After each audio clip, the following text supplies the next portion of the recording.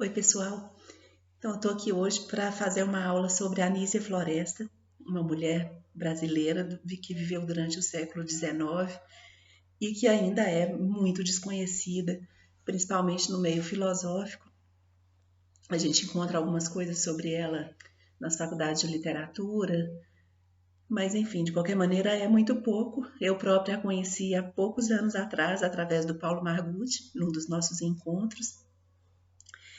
E nesse momento, nessa ocasião, ele contou que para ele próprio foi uma surpresa muito grande quando começou a trabalhar, fazer a sua pesquisa sobre os trabalhos da Anísia, aquilo que ele pensou que seria ali alguns meses e algumas páginas do seu livro, acabou se tornando quase que um ano de trabalho e um livro produzido só sobre a Anísia, que é aquele livro que está postado lá na nossa página, para quem tiver mais curiosidade sobre ela. Enfim, foi uma vida longa, produtiva. Ela viveu no Brasil, no Rio Grande do Norte, que foi onde nasceu, cresceu, no Rio de Janeiro, e também teve algumas longas temporadas na Europa. O texto que eu pedi para vocês lerem é um período em que ela está em Paris, né? Ela se refere a uma realidade lá de Paris.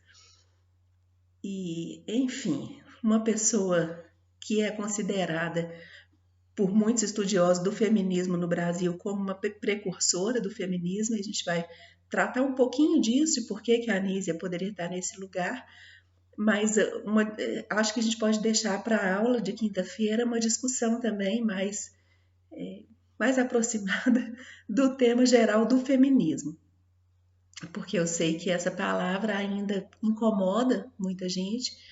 Eu já tive algumas situações em sala de aula da gente quase que ficar uma aula inteira só discutindo a temática do feminismo antes de conseguir entrar mesmo no texto da Anísia.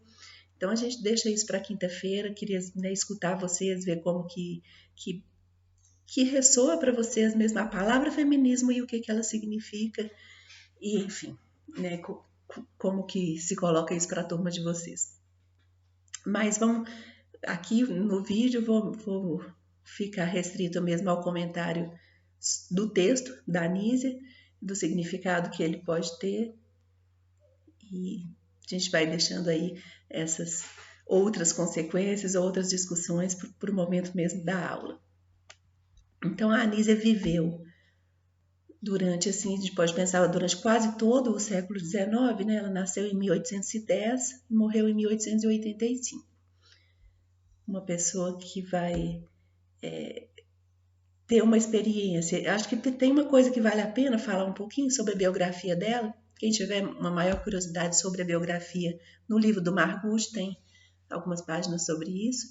Mas o que é muito interessante e que vai aparecer um pouco nesse nosso texto é que ela foi fundadora de algumas escolas no Rio de Janeiro, escolas para moças, só para mulheres.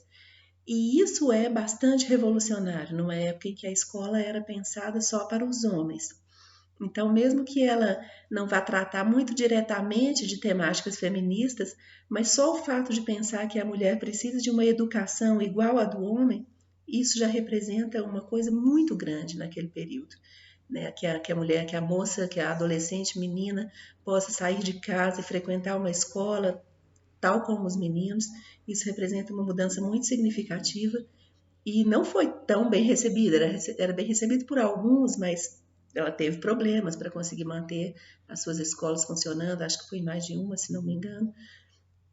Então, por isso, mesmo que às vezes as ideias não pareçam ser tão libertárias como a gente espera hoje, né, tanto tempo depois, mas só esse princípio educativo, porque através da educação a mulher pode encontrar os seus espaços de liberdade e de reconhecimento de si como ser humano, né, como homem.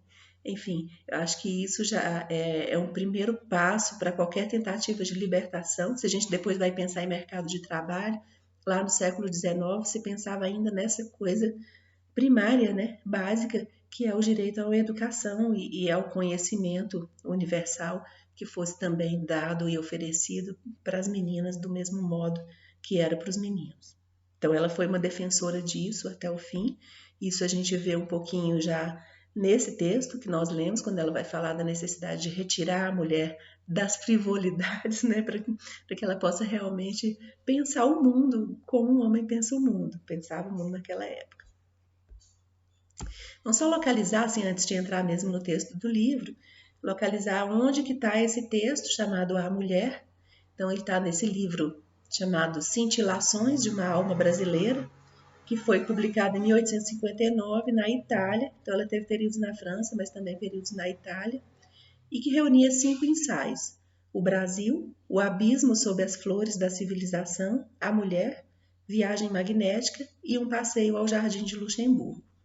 O que nós lemos é a mulher, e aqui, então, publicada em 1857, é que eu começo a entrar mesmo no texto, né? Mas ali pegando, eu não vou aqui fazer o relato daquelas primeiras páginas onde ela conta sobre a sua experiência lá visitando as crianças, né? Se para quem ainda não leu, tá assistindo antes de ler, só muito rapidamente dizer que ela vai com uma amiga visitar alguns locais ali no entorno de Paris, mas a uma certa distância, e naquela época as distâncias eram sempre mais difíceis, né, de serem percorridas, onde viviam muitas crianças, né, crianças pequenas, bebês, crianças de até 5 anos ou um pouquinho mais, de famílias abastadas de Paris que mandavam seus filhos para serem amamentados nesses arredores. E o que elas encontram lá é uma realidade muito triste, muito pobre, tanto, né, das pessoas, das mulheres que pegam essas crianças para cuidar em troca de algum dinheiro, e das próprias crianças, que são então filhas de famílias ricas e que estão vivendo ali em situação de muita miséria. E o que chama a atenção desde o início, eu acho que os detalhes desse relato, né, vocês têm que ler lá, vale a pena, acho que é tocante e mostra uma realidade que, pelo menos para mim, foi completamente nova.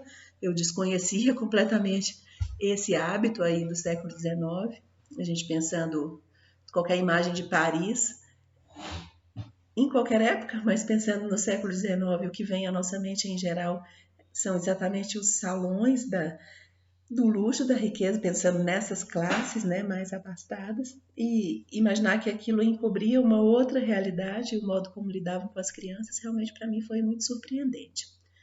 Mas o que nos interessa aqui é a percepção de que essa mulher, Nízia Floresta, ao visitar uma realidade desse tipo, o que ela sente, o que ocorre a ela, é o desejo de compreender e de construir uma reflexão a partir daquilo. Ela vai com uma amiga que estava envolvida pessoalmente, tinha um neto vivendo lá, mas ela fica tão tocada que decide ficar alguns dias naquela cidadezinha para realmente conseguir pensar, entender e escrever. Então a gente vê isso, é uma pessoa que tem em si esse movimento da reflexão. Né? Então, ela constrói um texto a partir dessa experiência, e eu acho que esse é um movimento muito bonito para a gente perceber a filosofia, mesmo como que a filosofia nasce sempre enraizada numa realidade. E nesse texto da Anísia, ela deixa muito claro para a gente, é como se ela fosse transparente no seu próprio pensamento, dizendo foi a partir disso, eu me encontrei com essa realidade e precisei pensar sobre ela, construir uma compreensão e escrever sobre ele. É esse texto, então, que acaba chegando aí às nossas mãos tanto tempo depois.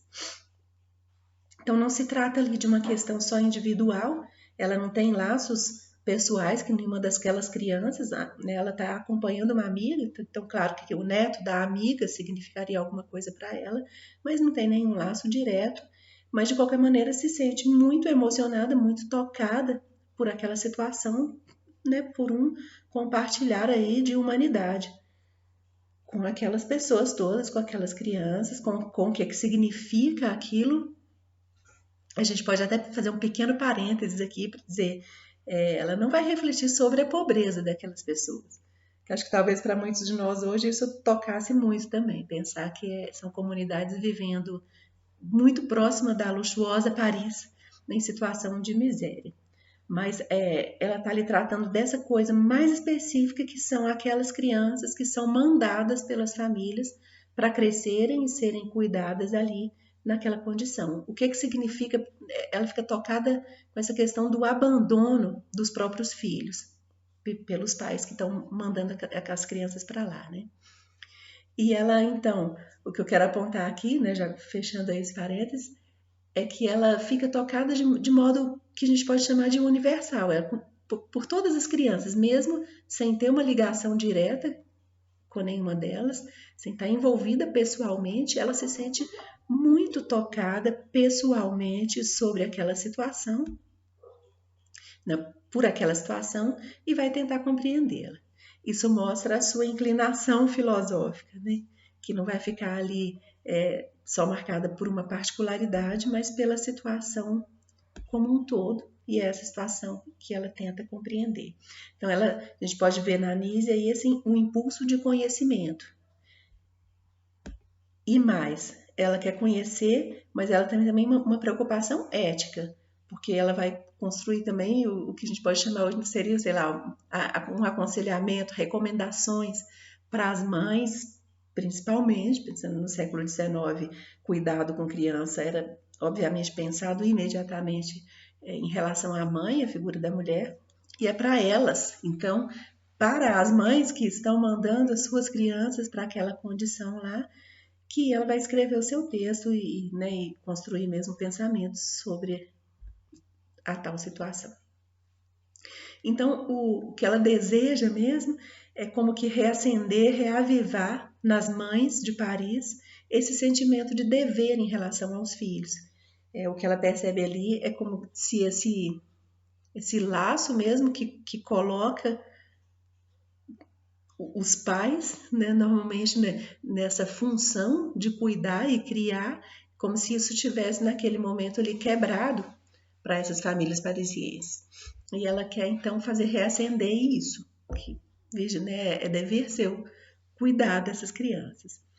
E aí aqui vem embutida uma crítica a todo o ideal de progresso, porque ela está ali, imagina que ela é uma brasileira, passando algum tempo lá em Paris. Paris aparece como uma cidade símbolo, né, de um grande progresso, de uma grande evolução humana, e ela vai dizer aquilo não garante nada em termos éticos em relação, por exemplo, a isso, a esse fato tão que faz parte tão intrínseca à vida humana, que é o cuidado com as crianças. Então ela percebe que há alguma coisa que seria própria da natureza, que é o dever do cuidado com as crianças, e essa cidade, então, tão avançada, tem uma perda em relação a isso. E aí começa propriamente o desenvolvimento da reflexão dela, depois que ela faz todo o relato, que são as primeiras, sei lá, muitas páginas ali daquele texto, né, um terço talvez do texto, e ela vai começar fazendo, né, levando adiante então isso que seria uma certa crítica a esse ideal de progresso, pensando mesmo que então o tal progresso não garante um desenvolvimento ético. Isso é algo que hoje para nós também é muito claro, não é? Que o desenvolvimento civilizatório não é uma garantia em relação aos modos de vida e de consideração do outro, enfim, tantas coisas que a gente já vem discutindo nesse sentido. E ela faz uma certa oposição entre o que seriam as leis da natureza e as leis da sociedade. Ela vai dizer, as leis da natureza poderia ter ali elas têm um sentido de permanência e de correção em si mesmo, talvez alguma coisa assim, enquanto que as leis da sociedade elas podem ser falhas, né, porque são exatamente construídas socialmente e seria preciso que a lei da sociedade ela é algo a ser construído socialmente, exatamente por ser uma lei da sociedade, e ela pode ser falha e levar a movimentos ou a construções nem sempre favoráveis ao que seria, né, o crescimento humano, enfim, ideais aí que ela vai perceber como éticos, que não estão necessariamente implicados nos ideais de progresso. O progresso nem sempre vai favorecer o desenvolvimento ético. E aí ela vai, né, apontar, com alguns exemplos também, o que seria uma dor humana que aparece mesmo dentro, mesmo não, e às vezes até favorecido pelos avanços da civilização. Eu acho que o texto tem uma ironia quando trata desse assunto, né? É quase como se ela dissesse assim, né, vocês aí, né, parisienses que vivem e constroem a cidade mais avançada, mais luxuosa, mais bonita, símbolo de tanta coisa no mundo, e falham tão terrivelmente no cuidado com seus filhos. E ela faz um certo momento, ela liga isso à questão da descrença, tocando mesmo, né, numa matiz aí religiosa, e dizendo que isso, né, essa descrença seria responsável por levar, né, as pessoas em sociedade ao que ela vai chamar de horrores da civilização, consequências da civilização que são terríveis, né, para o convívio mesmo humano, para a vida ética humana. E aqui aparece o que é mais importante para nós na compreensão aí do que ela vai propor, que é a importância da educação. É como se tivesse embutido aqui uma certa filosofia da educação. E nesse momento esse é um assunto que a gente continua na próxima aula com o Paulo Freire, né, que a educação aqui toma uma importância muito grande como sendo a via possível para gerar uma transformação nos costumes. Hoje a gente talvez seja um pouco mais descrente em relação a isso, né? Qual seria mesmo a potência e o poder da educação? Mas nesse momento ela está ali cheia de esperança, é por isso que ela vai, na sua vida no Brasil, se dedicar a criar escolas, pensando, não, o que a gente precisa, o que a mulher precisa é de educação. E aí ela, nesse momento, ela diz, é preciso construir uma educação diferente dessa que tem sido feita até então. É preciso uma educação moral. Uma educação moral, ou seja, uma educação que pense também nas relações, né, nos costumes, no modo como vivemos uns com os outros. Isso que seria para ela uma educação moral. E aí ela diz, só assim a gente vai poder realmente falar de um avanço civilizatório, um avanço humano, no sentido ético também.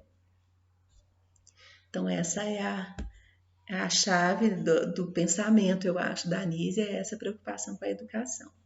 E aí ela vai colocar o que seria quase que assim, o pressuposto de todo o pensamento dela, que ela vai dizer assim, teria um motor primeiro para essa educação moral, é a percepção de que há algo que ela chama de princípio de ternura.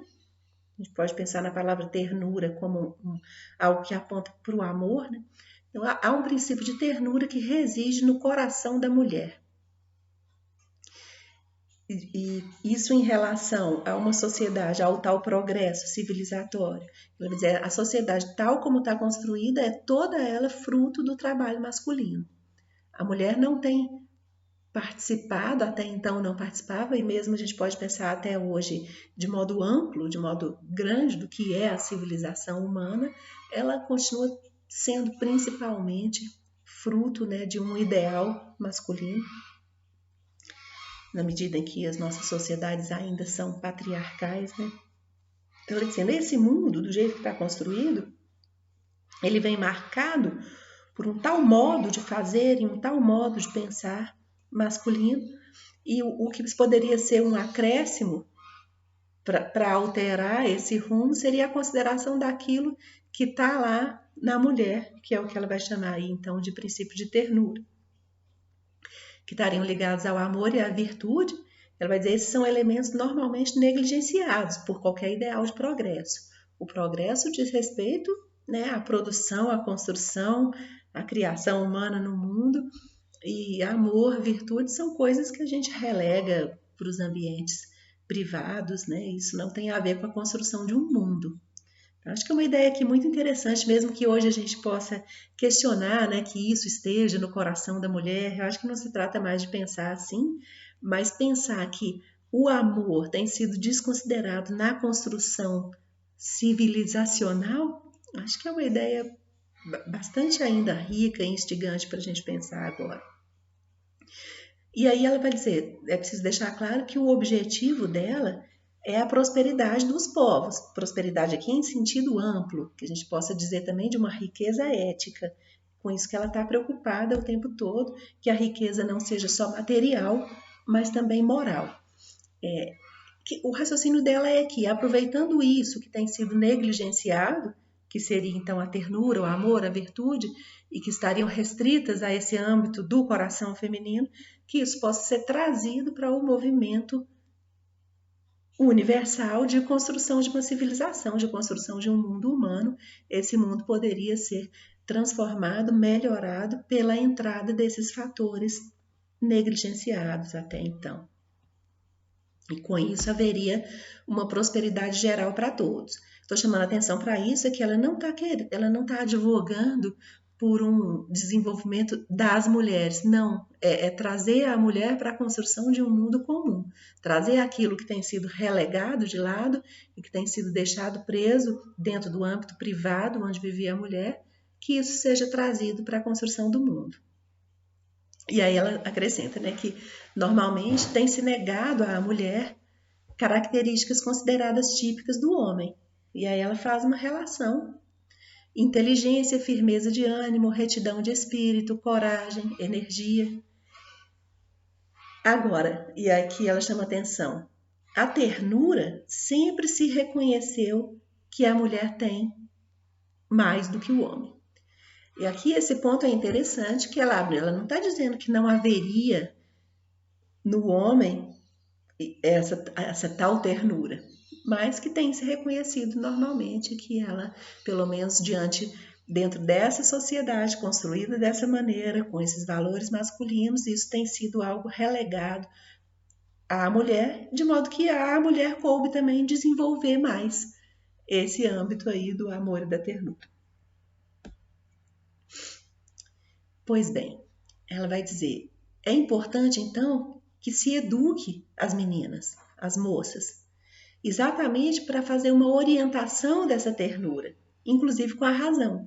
Olha, isso é uma coisa muito interessante para a gente pensar, que é a junção razão-sentimento, né? A gente pode pensar que isso talvez que tenha faltado sempre nessa civilização orientada principalmente pelos valores chamados de masculinos, né?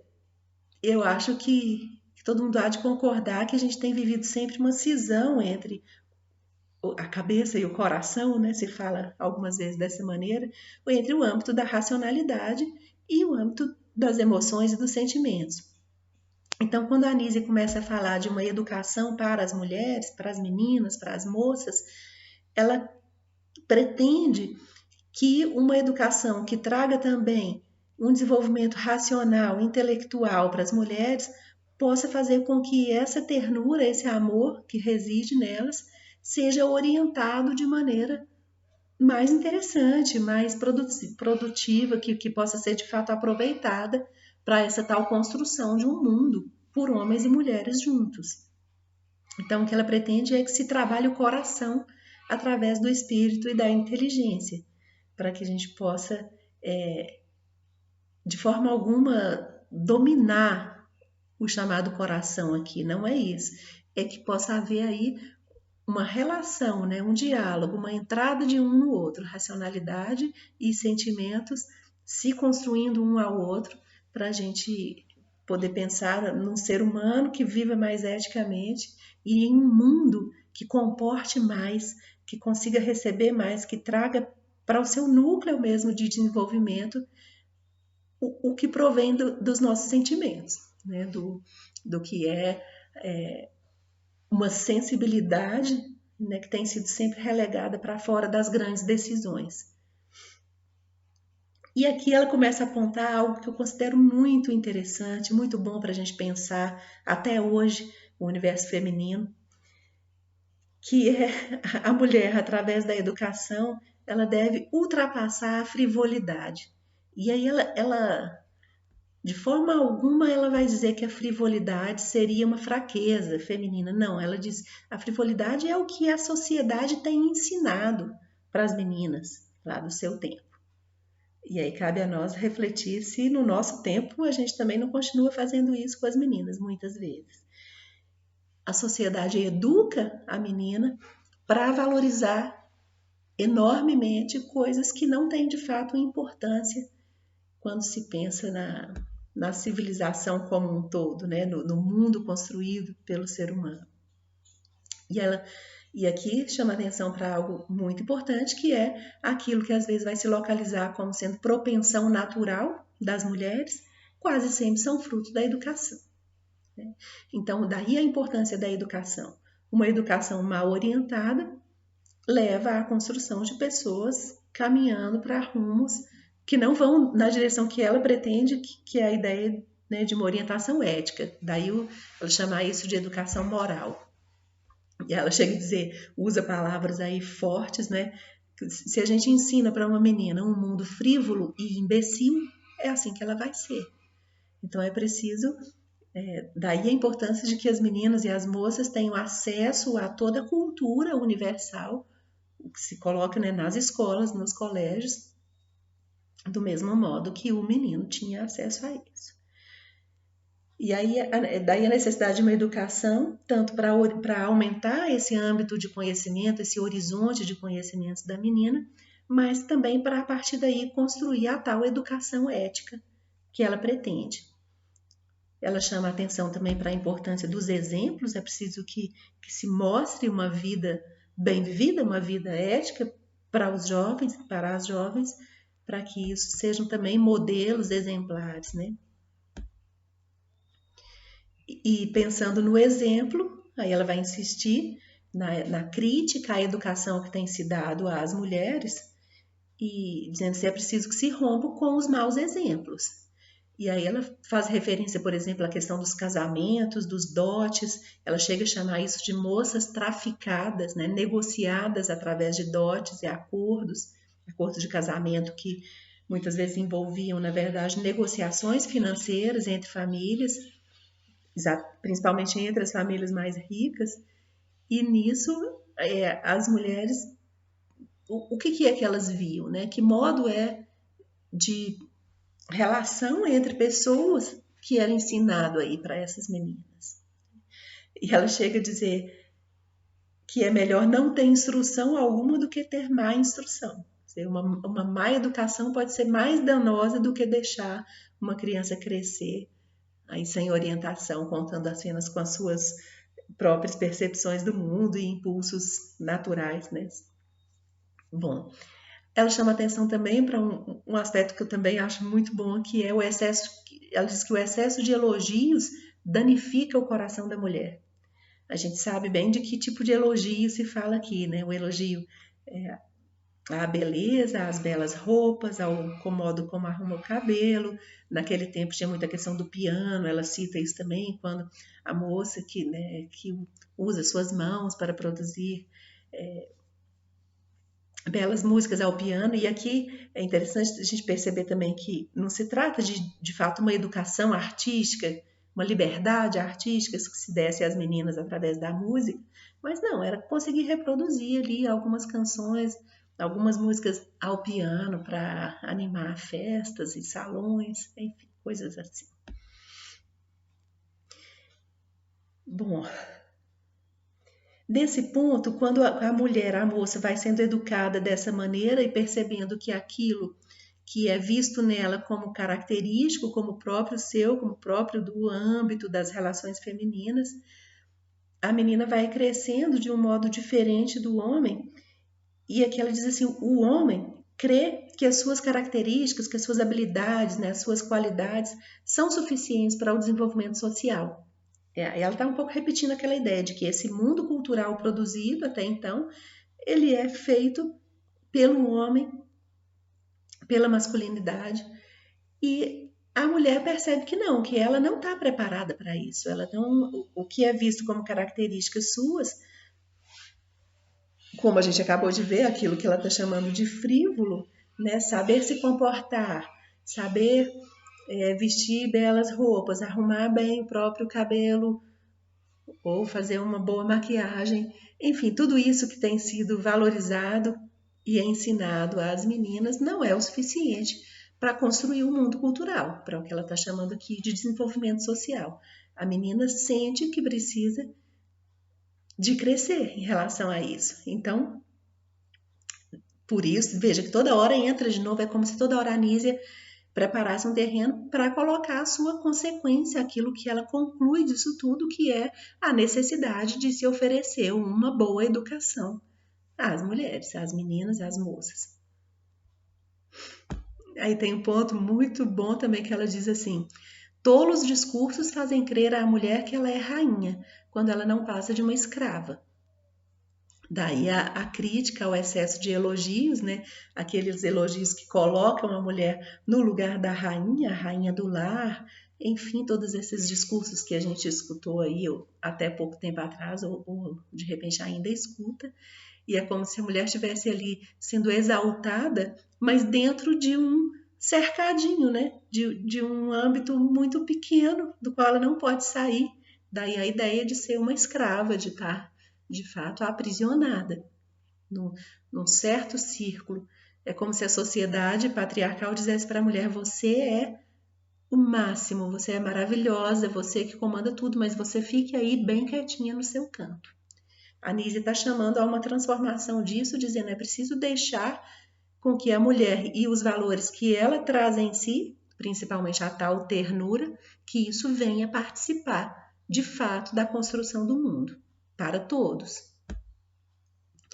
E aí aqui eu leio uma frasezinha, né, de que seria então o grande objetivo desse texto da Anísia, mas acho que também de toda a sua trajetória como educadora, que é a ideia de que a mulher deve progredir junto com o homem.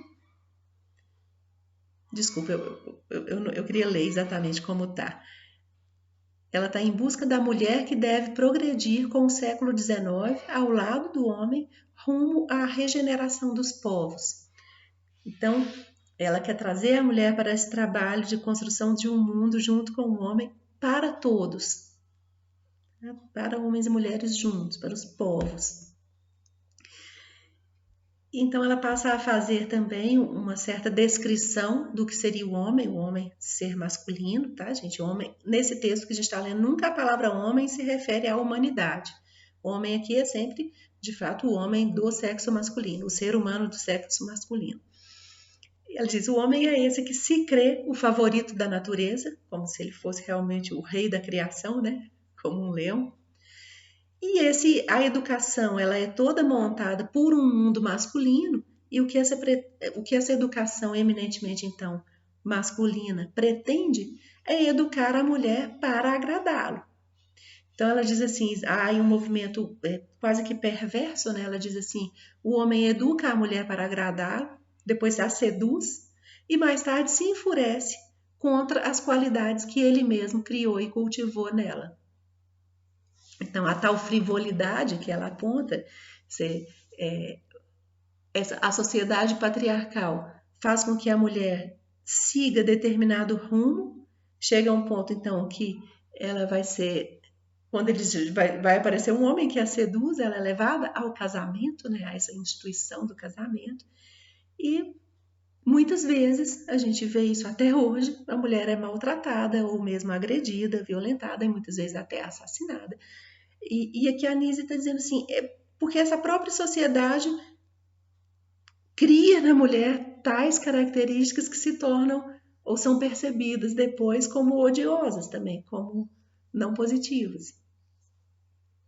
E aí isso vira uma repulsa, isso gera uma repulsa desse mesmo homem em relação a esse ser que foi ele que criou. Veja, aqui a gente está falando desse modo particular, mas é um recurso literário que ela usa. Claro que ela está pensando em um homem e uma mulher como um protótipo, né? Um exemplo do movimento que é construído socialmente, que é a sociedade patriarcal fazendo da mulher um tal ser dominável, mas também desprezável. E aí ela dá um exemplo de uma menina, de uma moça que possa ser seduzida por um homem, né, por um amor impróprio, e isso naquela época tinha um peso muito maior, né, do que teria para nós hoje. E quando ela vai, então, ela se deixa viver seduzida por um homem, se deixa viver um amor desse tipo, né, não contornado, né, assim, pela sociedade. Essa mulher quase sempre vai ser socialmente rechaçada. O homem não. Ele vai ser sempre honrado e recebido. Ele pode dar um mau passo que ele é compreendido. A mulher que deu um mau passo, não. Veja que em muitos momentos a gente está falando em coisas, em certos modos de ação social que claramente eram muito mais intensas ali no século XIX, mas que a gente não deixa de reconhecer, né, nas práticas sociais do nosso tempo também.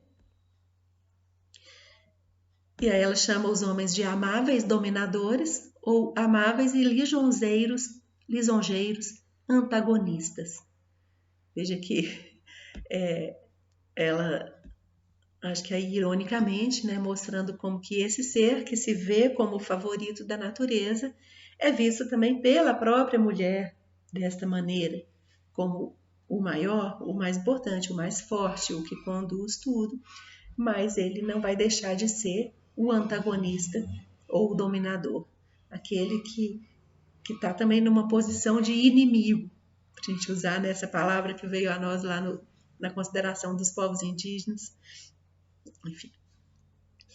E aí ela aponta, mas haveria então na mulher, por causa das qualidades que ela tem mais desenvolvidas do que o homem, lembram lá, né, a ternura, o amor, a virtude, ela teria a chance, né, nós teríamos a oportunidade, a possibilidade de regenerar o homem masculino, e assim toda a humanidade, homens e mulheres juntos, por um caminho, né, que ela vai chamar de bom, caminho que levaria à felicidade, através do coração.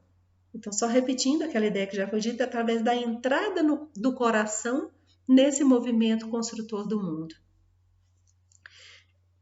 Para isso acontecer, através da educação, da melhor consideração de si mesma, você teria a possibilidade, né, de recuperação da dignidade humana da mulher que tem sido ultrajada por esse modo, né, por esse lugar onde tem sido colocada pela sociedade patriarcal, pelo modo como tem sido vista e educada e tudo mais. Então, reforçando, o objetivo da mulher, ou o objetivo da Anísia Floresta é coletivo. Ela está visando a humanidade. Então, não se trata de, em nenhum momento, de qualquer tipo de guerra entre sexos, não. É que o coletivo humano receba em si aquilo que estava relegado ao âmbito feminino, para que toda a humanidade melhore com isso. E o ponto de partida é o coração. Aqui eu vou ler um trechinho um pouco maior, mas acho que vale a pena para a gente perceber bem qual é o tom, qual é a pretensão da Anísia Floresta nesse texto. Ela diz assim, sobre as mulheres: é tempo de elas pararem de invocar de outros lugares a felicidade que podem por si mesmas granjear e de fazê-la jorrar sobre todos que a circundam. Vejam que interessante, né? Uma paradinha aqui. A felicidade redescoberta pela mulher seria benéfica para todos. Ela vai fazer jorrar isso para o mundo. A gente pode pensar isso sobre qualquer pessoa, né? Continua a leitura. É tempo, enfim, de se enxugarem as lágrimas inúteis causadas pelas opressões ou por um arrependimento estéril e de assumir uma heróica resolução de fazer o máximo para erguer-se da sua prostração, de modo que podem e devem, guiadas e sustentadas pela simples força do coração, despindo-se de todas aquelas fraquezas de que às vezes injustamente são acusadas, pois, como já aludimos, essas fraquezas têm origem no desejo doentio de agradar seus amáveis dominadores, que se empenham para nelas incuti-lo. Vejam que interessante esse movimento que ela mostra, né?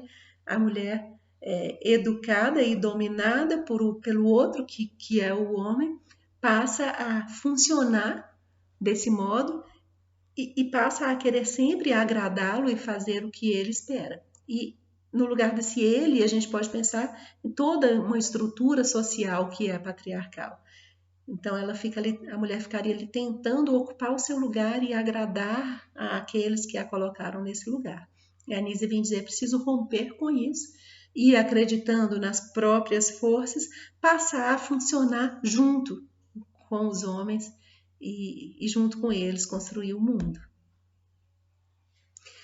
Eu acho que até aqui a Anísia faz uma reflexão que pode muito bem dialogar com as teorias feministas mais contemporâneas e tal. A partir desse ponto, ela é quase como se ela recaísse ali em alguma coisa da sua época, até onde consegue ir o seu horizonte, né, de pensamento. E ela vai dizer então do que seriam os papéis femininos, a partir de onde ela poderia exercitar suas virtudes. Desde que em nenhum momento então ela vai propor que a mulher possa ocupar lugares sociais que são destinados aos homens. É como se isso continuasse estruturado do mesmo modo. E a mulher, mesmo no seu âmbito, daquilo que era considerado os seus papéis, a partir dali ela poderia também contribuir para uma mudança no andar mesmo, né, da humanidade. Então, os papéis femininos, a partir de onde ela exerce, né, as suas virtudes, são os papéis de filha, esposa e mãe. Veja que a própria Nísia, ela trabalha, ela é uma educadora, ela escreve, ela lê muito, ela não fica restrita na sua vida aos papéis de filha, esposa e mãe. Mas na hora que ela vai escrever, ela de alguma maneira ainda se limita a isso. Isso é um ponto que o Marguch aponta no livro dele, que a Nísia é mais na sua vida, no modo como ela vive, até de modo transgressor em relação a costumes, que a gente vê mais essa potência mesmo do que o feminismo de hoje espera da mulher, mais do que nos seus escritos. A parte mais revolucionária dos seus escritos é realmente a ideia da educação como caminho para a transformação e a ideia de que a mulher tem o direito a ter a mesma educação que o menino. Pois bem, essa mãe educadora, então a educação para a maioria das mulheres, ela seria exercida na sua função de mãe, ela diz de um amor, né? Amor à humanidade, aos pobres, ao trabalho. Então, um amor que regenera nesse sentido de incluir nele a todas as pessoas e a todas as ações humanas também. Deve fazer parte dessa mãe educadora a desconfiança em relação aos louvores do mundo. Os louvores aqui, a gente lembra, ela está falando daquela ideia de que o excesso de elogio prejudica, né, a formação da menina. Ela preza também isso, a ideia da igualdade entre homem e mulher, a igualdade no sentido do valor, mesmo que ela não esteja falando de que a mulher possa ocupar os mesmos locais do homem. E aqui, algo controverso, né, que é pensar na ideia, pensar no esquecimento de si. A mãe educadora seria, então, toda doação para o outro.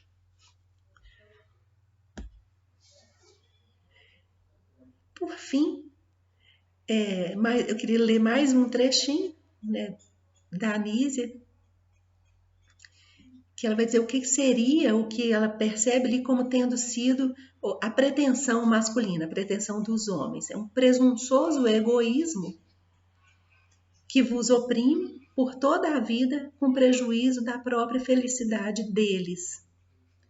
Ela está se dirigindo às mulheres. Veja que interessante isso, que o exercício da opressão prejudica a felicidade do próprio opressor. Né? Então, é esse tal egoísmo que gera uma situação de dominação e que ela é negativa para ambos, para o que oprime e para o que está na posição do oprimido. E eu vou encerrando por aqui com essa ideia que faz um gatilho imediato para o que a gente vai discutir na próxima aula, que é exatamente essa relação oprimido-opressor a partir da obra do Paulo Freire. Então, obrigada, pessoal. Até quinta-feira.